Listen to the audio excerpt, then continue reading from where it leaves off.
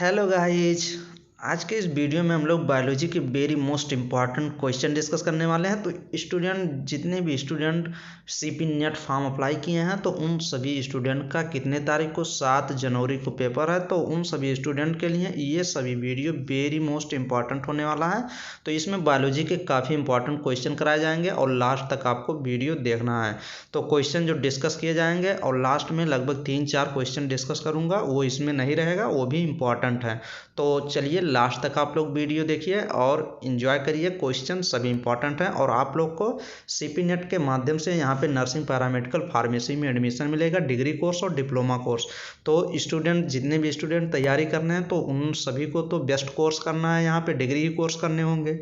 काफ़ी कम स्टूडेंट होंगे जिसको डिप्लोमा करने हैं, बट अगर आप अच्छा करके आएंगे तो फिर आप अच्छा कोर्स भी कर पाएंगे। तो आप लोग से उम्मीद यही है कि आप लोग बेस्ट करके आइएगा और अपनी अच्छा नंबर लेके आइए। 65+ या 60+ नंबर आप करेक्ट करिए। तो चलिए हम लोग क्वेश्चन को डिस्कस करते हैं और हम आप लोग का इंतज़ार कर रहे हैं, ये भी जान लीजिए, क्योंकि हम इसी यूनिवर्सिटी में हम भी हैं। तो आप आएंगे तो फिर सही है। चलिए क्वेश्चन नंबर फर्स्ट को हम लोग शुरू करते हैं। ये कह रहा है पौधों में अर्धसूत्री विभाजन होता है। In plants meiosis occurs in. कह रहा है कि मियोसिस पौधों में अर्धसूत्री विभाजन किस में होगा, रूट टिप में होगा या फिर स्टेम टिप या फिर पॉलन ग्रेन या फिर एंथर में। तो ये देख लीजिए, जड़ के ऊपरी भाग में, तने के ऊपरी भाग में या परागण में या एंथर में। तो मियोसिस जो होता है वो एंथर में होता है। तो ऑप्शन नंबर डी करेक्ट हो जाएगा। एंथर में मियोसिस होता है। एंथर क्या होती है? एंथर एक होती है, ये बाइलोब होती है। तो एंथर जो होती है बाइलोब होती है और इसमें माइक्रोस्पोरेंजियम होते हैं। फिर उसके बाद हर 2 माइक्रोस्को, जैसे देख लीजिए, आप लिख लीजिए, लिख भी सकते हैं ANTHER। एंथर में ये एंथर होता है। हर एंथर में 2 लोब होते हैं। कितने लोब? 2 लोब होते हैं। और हर एक लोब में क्या होता है? माइक्रोस्पोरेंजियम होता है। माइक्रोस्पोरेंजियम होता है। अब ये माइक्रोस्पोरेंजियम स्पोरोजिनस टिश्यू बना लेती है और स्पोरोजिनस टिश्यू क्या होती है? डिप्लॉयड होती है। स्पोरोजिनस टिश्यू होती है, वो डिप्लॉयड होती है और इसी से मियोसिस होके फिर क्या बना लेगी? MEIOSIS मियोसिस होके फिर स्पोर बना लेती है। स्पोर क्या बनाती है? स्पोर बना लेती है। तो स्पोर टेट्राड बना लेती है। ये जैसे इसी को तो कहते हैं क्या? पॉलन ग्रेन कहते हैं। तो मियोसिस करके बना लेती है। तो एंथर में होता है। आप लोग अब ये नोट डाउन कर लीजिए और याद भी होना चाहिए। DNA रिप्लिकेशन है। तो DNA रिप्लिकेशन क्या होता है? अर्ध संरक्षित संतत होता है या संरक्षित सतत होती है या अर्ध संरक्षित अर्ध असंतत होती है या अर्ध स्वतंत्र संरक्षित होती है। तो ऑप्शन नंबर इसमें कौन सही हो जाएगा? DNA रिप्लिकेशन जो होता है, आप जब जाएंगे तो DNA रिप्लिकेशन में देखेंगे, इसमें कॉन्टिन्यूअस सिंथेसिस होती है और डिसकॉन्टिन्यूअस दोनों होती है और सेमी कंजर्वेटिव होती है, जिसमें कुछ साइंटिस्ट वर्क भी किए थे। जैसे मैथ्यू मिशेल्सन एक साइंटिस्ट थे। तो आप लगाएंगे सेमी कंजर्वेटिव या सेमी डिसकॉन्टिन्यूअस। ओकाजाकी फ्रेगमेंट भी बन रहा था। तो ऑप्शन नंबर आप सी ऑप्शन करेक्ट करेंगे। ये देख लीजिए, सी ऑप्शन आप करेक्ट करेंगे। नेक्स्ट क्वेश्चन नंबर, निम्न में कौन जनसंख्या नियंत्रण की जैविक विधि है? तो जनसंख्या जो पॉपुलेशन है, ये देख लीजिए, which of the following is biotic method of population control. तो पॉपुलेशन कंट्रोल के लिए कौन सा बायोटिक मेथड इसमें है? फर्स्ट कह रहा है परजीविता, प्रीडेशन और बीमारी, इनमें से सभी। तो पैरासिटिज्म में क्या होता है? कैसे आप पॉपुलेशन कंट्रोल कर सकते हैं? पैरासिटिज्म में एक का लाभ होता है, एक का हानि होता है। तो इसमें तो अगर आप टकराएंगे तो इसमें तो क्या होगा? एक का लाभ, एक का हानि। तो इसमें तो हानि होगी, तो पॉपुलेशन घटेगा। और प्रीडेशन में क्या होता है? इसमें भी एक का लाभ होता है, एक दूसरे को खाते हैं, और एक का हानि होता है, एक का लाभ। तो इसमें भी पॉपुलेशन घटेगी। और अगर डिजीज बढ़ेगा तो फिर पॉपुलेशन घटेगी। तो ऑप्शन नंबर डी करेक्ट हो जाएगा। नेक्स्ट क्वेश्चन देखते हैं, मिथेनोजेंस निम्न में से क्या नहीं बनाते? तो ऑप्शन नंबर ये देख लीजिए, मिथेनोजेंस डू नॉट प्रोड्यूस। तो मिथेनोजेंस बैक्टीरिया होते हैं। तो मिथेनोजेंस बैक्टीरिया क्या होते हैं? ये आयन एरोबिक होते हैं। आयन एरोबिक का मतलब जो बगैर ऑक्सीजन के भी जिंदा रहते हैं। तो ऐसे मिथेनोजेंस बैक्टीरिया क्या नहीं प्रोड्यूस करेंगे? तो ऑक्सीजन नहीं प्रोड्यूस करेंगे, सही है। तो ऑप्शन नंबर आप फर्स्ट डायरेक्ट लगा सकते हैं। ये क्या नहीं प्रोड्यूस करते? ऑक्सीजन। और methanogens bacteria hydrogen sulphide H2S जो हो गया, और मीथेन CH4 हो गया, कार्बन डाइऑक्साइड CO2 हो गया, तो ये सब तो प्रोड्यूस करते हैं। Next question number 5 number question देख लीजिए, कह रहा है घनकंद का उदाहरण है, एग्जाम्पल ऑफ कॉर्न। ये देख लीजिए क्या दिया है, एग्जाम्पल ऑफ कॉर्न आपको देखना है। तो ये तो एकदम सिंपल क्वेश्चन था, और इसमें अगर आप किसमें स्टेम मॉडिफिकेशन ये सब होते हैं। कॉर्म क्या है, CORM, ये देख लीजिए क्या लिखा है, CORM, ये कॉर्म है। कॉर्म क्या होता है, ये स्टेम का मॉडिफिकेशन होता है, और इसके एग्जाम्पल अगर आपको पता होगा तो ये क्वेश्चन आप सही कर पाएंगे। तो कॉर्म का एग्जाम्पल होता है कोलोकैसिया होता है, तो ऑप्शन नंबर कौन सा, बी ऑप्शन करेक्ट हो जाएगा। एग्जाम्पल ऑफ कॉर्म, कॉर्म का एग्जाम्पल क्या होता है, कोलोकैसिया, तो बी ऑप्शन हम लोग करेक्ट करेंगे। यहीं पे स्टूडेंट एक और लिख लेते हैं, ये भी क्वेश्चन पूछा जाता है बार बार। अगर ओनियन की बात करते हैं तो ओनियन क्या होती है, ओनियन एक बल्ब होती है, ये बल्ब होती है, इसको कहते हैं। इसी का देख लीजिए पोटैटो क्या है, ये भी पोटैटो क्या होता है, जो आलू होता है, ये किसका मॉडिफिकेशन होता है, रूट का। ये इसको क्या कहते हैं, पोटैटो किसका होता है, स्टेम मॉडिफिकेशन होता है। एक होता है स्वीट पोटैटो होता है, जिसको चुकंदर कहते हैं, ये किसका मॉडिफिकेशन होता है, स्वीट, SWEET, स्वीट पोटैटो एक होता है। आप ये भी लिख सकते हैं, स्वीट पोटैटो जो होता है ये रूट का मॉडिफिकेशन होता है, मतलब जड़ जो होती है मॉडिफाइड हो जाती है, तो रूट मॉडिफिकेशन फिर फूड स्टोर कर लेता है। अब आपको एक चीज़ और इसी में देख लीजिए, पोटैटो क्या है, स्टेम मॉडिफिकेशन है, ट्यूबर है। ये भी क्वेश्चन पूछता है कि ट्यूबर इसमें कौन है, तो ट्यूबर जो होता है वो आलू होता है, पोटैटो होता है जो स्टेम मॉडिफिकेशन होता है। अब आपको क्लियर हो गया होगा। चलिए क्वेश्चन नंबर 6 को देखते हैं, एक जीन के भिन्न रूप को क्या कहते हैं, the different form of gene are called heterozygotes कहते हैं, एलिल्स कहते हैं, या सप्लीमेंट्री जीन कहेंगे, या कंप्लीमेंट्री जीन कहेंगे। तो 6 का कौन सा ऑप्शन करेक्ट हो जाएगा, आप लोग बता सकते हैं। इसमें देख लीजिए बी ऑप्शन, अगर जीन को ही एलिल भी कहते हैं तो डिफरेंट फॉर्म ऑफ जीन को एलिल्स कहते हैं। एलिल किसने कहा था, तो ये देख लीजिएगा एलिल ऑप्शन नंबर कौन सा, बी ऑप्शन करेक्ट हो जाएगा, मेंडल से रिलेटेड है ये। तो कौन सा ऑप्शन सही हो जाएगा, फैक्टर किसने मेंडल को जीन को फैक्टर किसने कहा था, मेंडल ने ही कहा था, तो एलिल को ही जीन भी कहते हैं, तो ये उसका दूसरा रूप है, दूसरा नाम है। नेक्स्ट क्वेश्चन नंबर 7 देखते हैं, इनमें से कौन प्राकृतिक वायु प्रदूषक है, which is natural air pollutant. तो नेचुरल एयर पॉल्यूटेंट कौन है, कौन मतलब नेचर को कौन इफेक्ट करता है, वायु को नेचर को कौन प्रदूषित करता है, तो ज्वालामुखी से निकली गैस SO2 निकलती है, और परागकण जो पॉलन ग्रेन होते हैं, या फिर धूल के कण जो डस्ट पार्टिकल होते हैं, या ऑल ऑफ दीज। तो ये तो आप एकदम करेक्ट ही करेंगे, क्योंकि ऑल ऑफ दीज ही लगाएंगे, सभी करते हैं। SO2 भी करता है, इन्वायरमेंट को इफेक्ट करता है, प्रदूषित कर देता है, पॉलन ग्रेन भी करते हैं, जिससे अस्थमा पेशेंट जो होते हैं वो एलर्जी काज हो जाती है, और डस्ट पार्टिकल तो करते ही अस्थमा पेशेंट को। तो ये सब ऑप्शन नंबर डी करेक्ट हो जाएगा। नेक्स्ट क्वेश्चन नंबर कह रहा है, आणविक कैंची से DNA को एक विशिष्ट जगह पर काटता है, क्या कहलाता है, मॉलिक्यूलर सीजर क्या होती है, आणविक कैंची, यहाँ पे क्या लिखी है, आणविक कैंची लिखी है, मॉलिक्यूलर सीजर, कैंची क्या काटती है, कैंची काटेगी ही, तो कैंची which cut DNA specific site इस कॉल्ड, उसको क्या कहते हैं, तो आरी भी तो काटती है। ये देख लीजिए ये ट्रिक है, ये तो बहुत बार क्वेश्चन में कराए हैं। आरी का मतलब रिस्ट्रिक्शन इंडोन्यूक्लिएज, एक एंजाइम होता है जो कि DNA को अलग अलग टुकड़े में काटता है उसका। तो ऑप्शन नंबर कौन सा करेक्ट करेंगे, DC ऑप्शन करेक्ट कर दीजिए आप, रिस्ट्रिक्शन इंडोन्यूक्लिएज।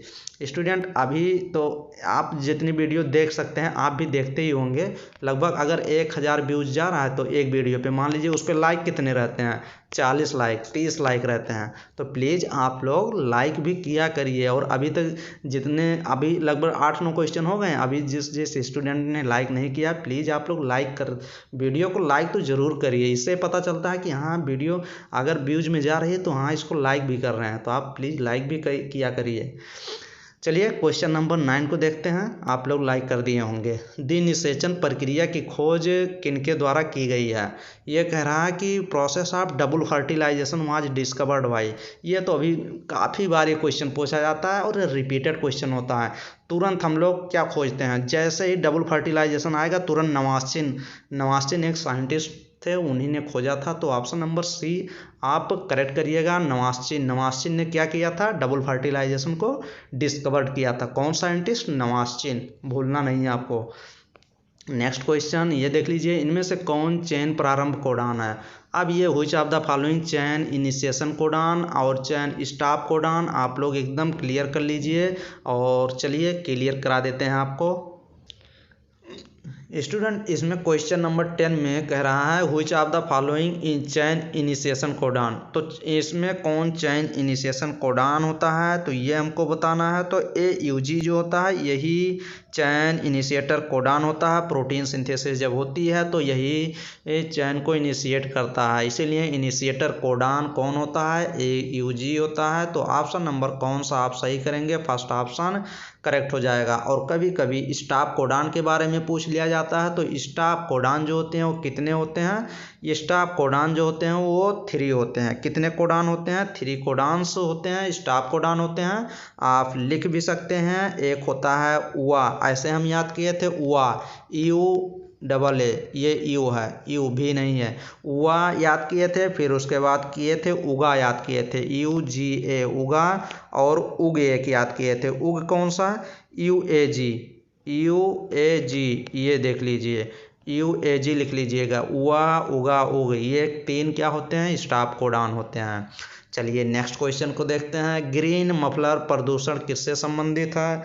तो ग्रीन मफलर आप लोग स्टूडेंट जानते होंगे, अगर नहीं जानते होंगे तो आज के बाद ग्रीन मफलर आप कभी नहीं भूलेंगे। तो ये देख लीजिए ग्रीन मफलर किसको कहते हैं? तो ग्रीन मफलर हम बता दे रहे हैं ये किससे संबंधित है। ये मिट्टी से संबंधित है, या हवा से, या ध्वनि से, या जल से। तो ना ही सॉइल से संबंधित है, ना ही एयर से, ना ही वाटर से। ये संबंधित है नॉइज से। कैसे? आप अगर रोड पे जाएंगे, आप मान लीजिए किस रोड पे, यही अभी एक्सप्रेसवे से चलिए, लखनऊ से आप जाइए, दिल्ली जाइए, नोएडा जाइए, एक्सप्रेसवे से चलिए, आप बीच में देखेंगे क्या लगा होगा? बीच में आप देखेंगे पौधा लगा होगा। बीच में देखेंगे आप पौधा लगा होगा। तो पौधा क्यों लगाया जाता है? पौधा इसी पौधे लगाए जाते हैं ग्रीन मफलिंग की। ये ग्रीन मफलर करता है। ग्रीन मफलिंग पौधे इसलिए लगाए जाते हैं कि आप गाड़ी वहाँ पे रोड पे चलती हैं तो अधिक आवाज़ करती हैं, हार्न मारती हैं, तो वो ग्रीन मफलर का काम करता है। वो पौधा थोड़ा क्या करता है? नॉइज को कंट्रोल करता है। तो अब नहीं बोलेंगे। ग्रीन मफलर किसके लिए होता है? नॉइज के लिए। नेक्स्ट क्वेश्चन नंबर 12 देखिए। 12 नंबर क्वेश्चन कह रहा है मानव जीनोम परियोजना की खोज किसने की थी? Human genome project. अब ह्यूमन जीनोम प्रोजेक्ट क्या है? ह्यूमन जीनोम प्रोजेक्ट एक मेगा प्रोजेक्ट है जो चला था। आप अगर ईयर पूछेगा ह्यूमन जीनोम प्रोजेक्ट कितना समय लगा था, तो 13 से 15 ईयर्स समय लगा था ह्यूमन जीनोम प्रोजेक्ट में। अगर एक लगाना है तो 13 ईयर्स लगाएंगे, और एग्जैक्ट में तो 13 to 15 ईयर्स। अब ये कह रहा किसने डिस्कवर किया था? तो ऑप्शन नंबर फर्स्ट सही हो जाएगा, फ्रांसिस कॉलिंस एंड रॉड्रिक ने। तो ऑप्शन नंबर फर्स्ट करेक्ट हो जाएगा, ए ऑप्शन। नेक्स्ट क्वेश्चन देख लीजिए। कह रहा 13 नंबर क्वेश्चन एकदम, ये भी क्वेश्चन सिंपल क्वेश्चन है बट कॉन्सेप्चुअल है। थोड़ा अगर पता रहेगा तो ये क्वेश्चन आप लोग कर पाएंगे। क्वेश्चन नंबर कह रहा है embryo sac is created by which of the following.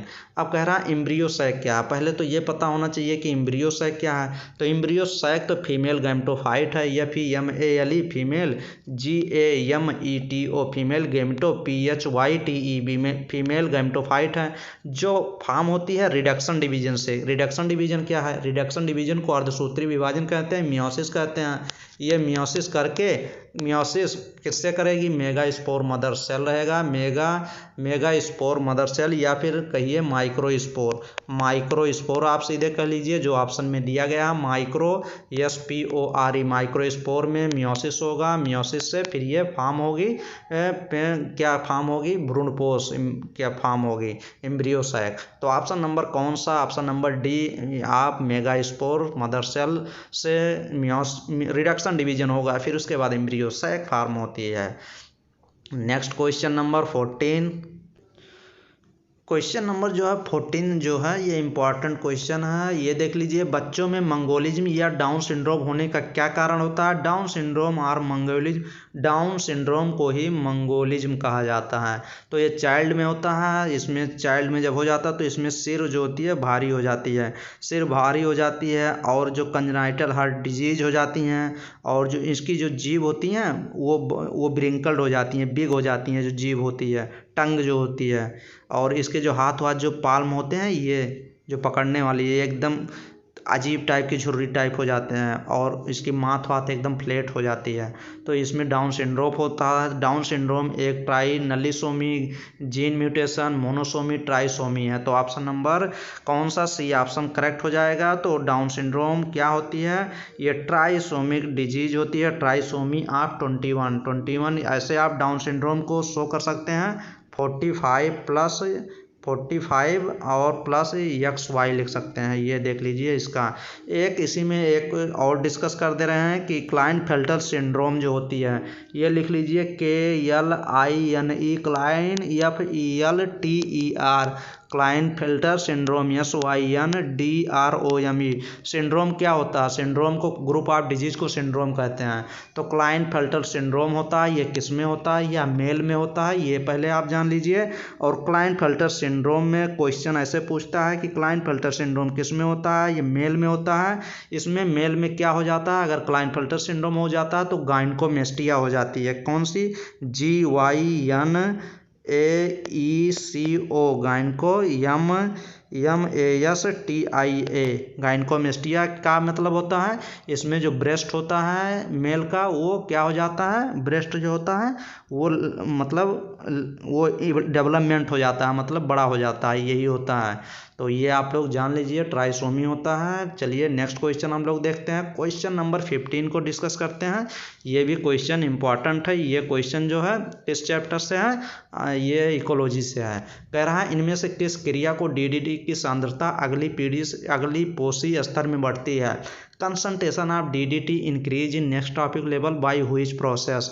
तो उस प्रोसेस पूछ रहा है, यहाँ आप नोट डाउन भी कर सकते हैं। ये DDT चाहे यहाँ पे चाहे मरकरी भी आप लिख सकते हैं। कौन कौन से DDT और मरकरी होती है, HG दोनों क्या करती है, ये बायो मैग्नीफिकेशन कहते हैं।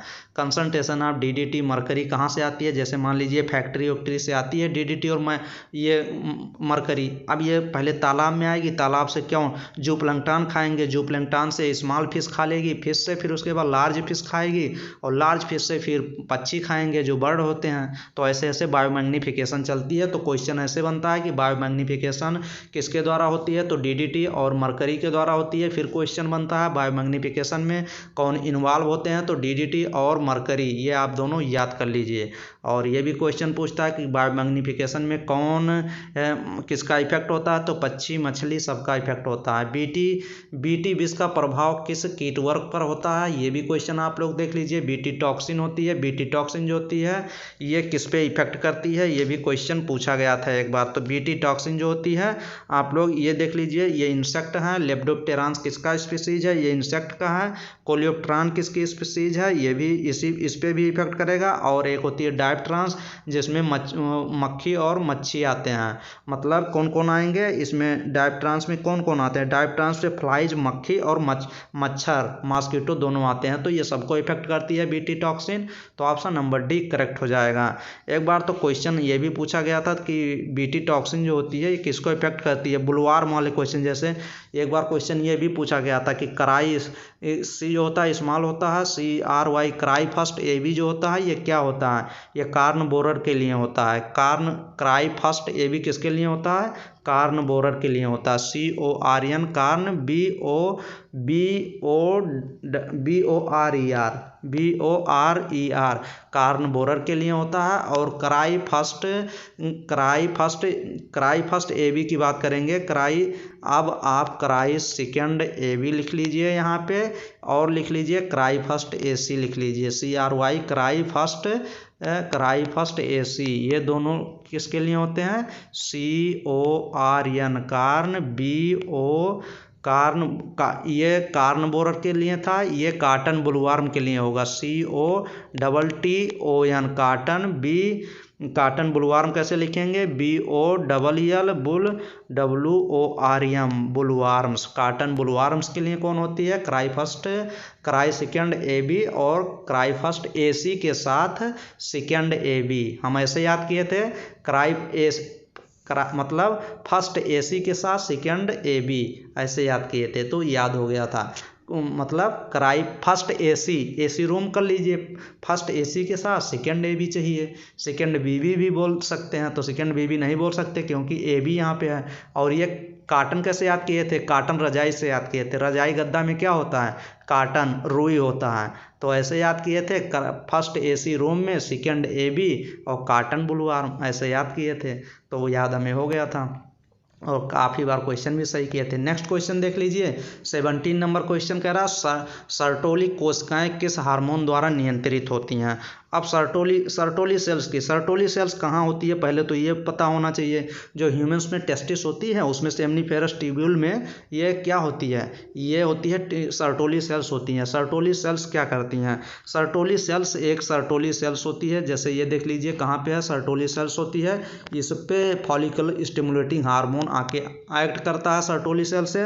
और सर्टोली सेल्स फिर क्या करती है? जब इस पे वर्क करेगा फॉलिकल स्टिमुलेटिंग हार्मोन तो सर्टोली सेल एक एंटी बाइंडिंग प्रोटीन रिलीज करती है। फिर एंटी बाइंडिंग प्रोटीन ये जो होती है ये भी एक वर्क करती है, ये करती है स्पर्मियोजेनेसिस करवाती है, SPER स्पर्मियोजेनेसिस। तो इसका ऑप्शन नंबर कौन सा? सी ऑप्शन करेक्ट हो जाएगा। फॉलिकल स्टिमुलेटिंग द्वारा कंट्रोल होती है, सर्टोली सेल्स रेगुलेट किए जाते हैं। नेक्स्ट क्वेश्चन 18 देख लीजिए, कह रहा है spermiation is the process of release of sperm from. अब कह रहा है स्पर्मिएशन, आपको पता होना चाहिए कि स्पर्मिएशन क्या होती है। तो जब स्पर्मिएशन उसको कहते हैं, जैसे मान लीजिए सेमनीफेरस ट्यूब्यूल से जब क्या होता है फाइनली रिलीज होती है सेमनीफेरस ट्यूब्यूल से, तो उसी को कहते हैं क्या? स्पर्मिएशन कहते हैं। तो ऑप्शन नंबर कौन सा सही हो जाएगा? ये देख लीजिए, सेसेरी duct spermiation is the process of release of sperm from कहाँ से रिलीज होती है? सेमनीफेरस ट्यूब्यूल से। तो ऑप्शन नंबर कौन सा करेक्ट होगा?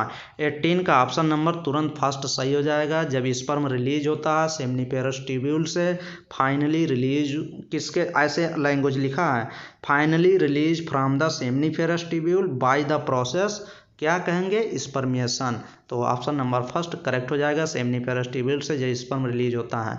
नेक्स्ट क्वेश्चन कह रहा है माला डी क्या है? अब ये तो क्वेश्चन अभी माला डी और सहेली पिल्स ये सब होती हैं, तो माला डी क्या है? माला डी एक मेडिसिन फॉर फीवर के लिए होती है? नहीं, माला डी तो ये क्वेश्चन कोई गलत ही नहीं करता, ये कंट्रासेप्टिव पिल होती है। डायरेक्ट हम लोग बी ऑप्शन करेक्ट करेंगे 19 का। कौन सा option? B option. Next question देख लीजिए, कह रहा ओपेरिन तथा हेल्डन ने किस विकास सिद्धांत को दिया था? तो ये तो ओपेरिन तथा हेल्डन, अब ये क्वेश्चन काफ़ी पूछा गया था, इसमें एक क्वेश्चन और था वो भी देख लेते हैं। स्टूडेंट क्वेश्चन नंबर जो ये 20 नहीं है, इसमें ओपेरिन और हेल्डन एक साइंटिस्ट थे। ये ओपेरिन एंड हेल्डन क्या थे? ओपेरिन हेल्डन एक साइंटिस्ट थे। इन्होंने कौन सी थ्योरी दी थी? Natural selection, spontaneous generation theory, chemical evolution theory या use and disuse of organ. तो ऑप्शन नंबर सी करेक्ट हो जाएगा, केमिकल इवोल्यूशन थ्योरी। और ये भी दे सकता है, ये क्या किए थे? ये नेचुरलिस्टिक थ्योरी दिए थे, NATURALISTIC, नेचर जैसा ये मतलब क्रिएट किए थे, ये केमिकल इवोल्यूशन थ्योरी था। तो ऑप्शन नंबर कौन सा करेक्ट हो जाएगा? ऑप्शन नंबर आप सी ऑप्शन करेक्ट करेंगे। नेक्स्ट क्वेश्चन के पहले एक क्वेश्चन और डिस्कस कर लेते हैं। तो स्टूडेंट आपको ये क्वेश्चन छोड़ के जाना नहीं है। तो ये क्वेश्चन पूछा भी गया है कि एक साइंटिस्ट थे Miller, MILLER, Miller and UREY Urey experiment किए थे। इसमें पूछा जाता है, ये पूछा जाता है कि इसमें मीथेन ऐसे आप लिख सकते हैं, मीथेन लिख ही लीजिए, METHAN, methane, ammonia AMMONIA ammonia लिख लीजिए। फिर अमोनिया के बाद आप हाइड्रोजन लिख लीजिए।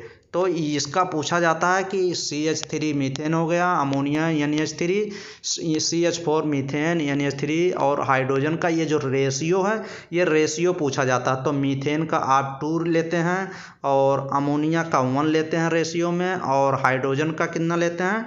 2 लेते हैं तो 212 ऐसे आप लिख लीजिए, मीथेन, अमोनिया और हाइड्रोजन। तो इसका रेशियो 2:1:2 होता है। और स्टूडेंट इवोल्यूशन में एक क्वेश्चन एक आप ये पढ़ के जाएंगे ही और काफ़ी क्वेश्चन में कराया भी हूँ। होमोलोगस और एनालोगस आपको पढ़ के जाना है। उसका एग्जाम्पल कि होमोलोगस क्या होता है, तो होमोलोगस ये देख लीजिए HOMOLOGOUS। स्टूडेंट ये क्वेश्चन मेरा कराने का मतलब क्या है कि सभी कॉन्सेप्ट इसमें इसी के थ्रू हम लोग कर लेंगे, तो आप लोग को पूरा एकदम क्लियर भी हो जाएगा। तो एनालॉगी एक होता है होमोलॉगी, एक होता है एनालॉगी। एनालॉगी को क्या कहते हैं, कन्वर्जेंट इवोल्यूशन कहते हैं। होमोलॉगी को क्या कहते हैं, डाइवर्जेंट इवोल्यूशन कहते हैं।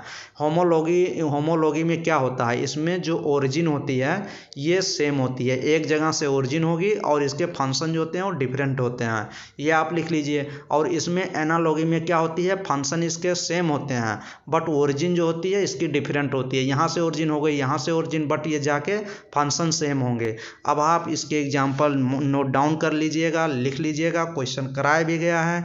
जैसे होमोलॉगी के एग्जाम्पल क्या होते हैं, थारना, बाउगेनविलिया एंड टेंड्रिल ऑफ कुकुरबिट, ये होमोलॉगी के इम्पॉर्टेंट क्या हैं, एग्जाम्पल हैं। आप लोग देख के जाइएगा ज़रूर, और क्वेश्चन मैंने काफ़ी क्वेश्चन इस पर कराए भी हैं।